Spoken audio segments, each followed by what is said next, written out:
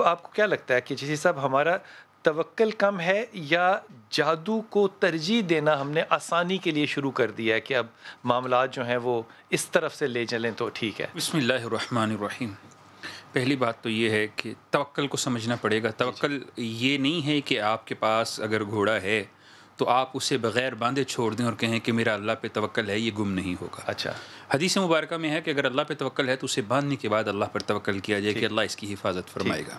اب رہا سوال جو شروع میں آپ نے بڑی خوبصورت سب برانچ والی بات کی کہ یہ جادو کو آپ صرف جادو کو کیوں لے کے آتے ہیں؟ اس میں روحانی اعمال بھی تو ہوتے ہیں. مثال کے طور پہ اللہ کے نبی نے ارشاد فرمایا جو صبح کو سبحان اللہ و بحمدہ سبحان اللہ العظیم پڑھتا ہے تو یہ اس کے رزق کا جو ہے وہ ذریعہ بن جاتا ہے. یہ دعا ہو گئی نا، یہ دعا ہو گئی. تو ایسے ہی بہت سی دعائیں، بہت سی آیتیں، بہت سے وظیفے جو ہیں وہ انسانوں کے معاملات میں بہتری، برکت پیدا کرنے میں اثر انداز ہوتے ہیں. اس لیے ہم انہیں روحانیت کا نام دیتے ہیں. روحانیت کیوں کہتے ہیں؟ روحانیت ہے، سنت ہے، رسول کی اگر ہے تو رسول کی سنتیں سے بہت. دیکھیں اب آپ نے سب برانچ کا تو بتانا پڑے گا کہ ساری سنتیں رسول نے نہیں بتائیں، کچھ ہمارے تابعین نے بھی اپنے مشاہدات سے اخذ ہم ان کیے. کو سنت تو ہرگز بھی نہیں کہیں گے نا. اسی لیے تو پھر روحانیت کی سب برانچ جو لفظ آپ نے بولا میں اسے بار بار بول رہا ہوں. ٹھیک ہے، اور روحانیت کہہ رہا ہوں.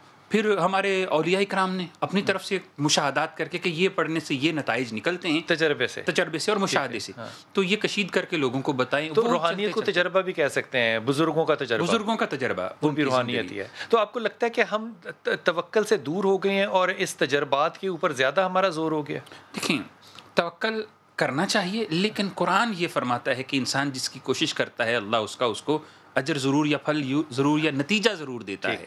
تو اگر آپ یہ کر رہے ہیں کہ کسی ماں کے پیٹ میں بچہ ہے اور آپ توکل رکھیں، آپ الٹرا ساؤنڈ کیوں کرواتے ہیں؟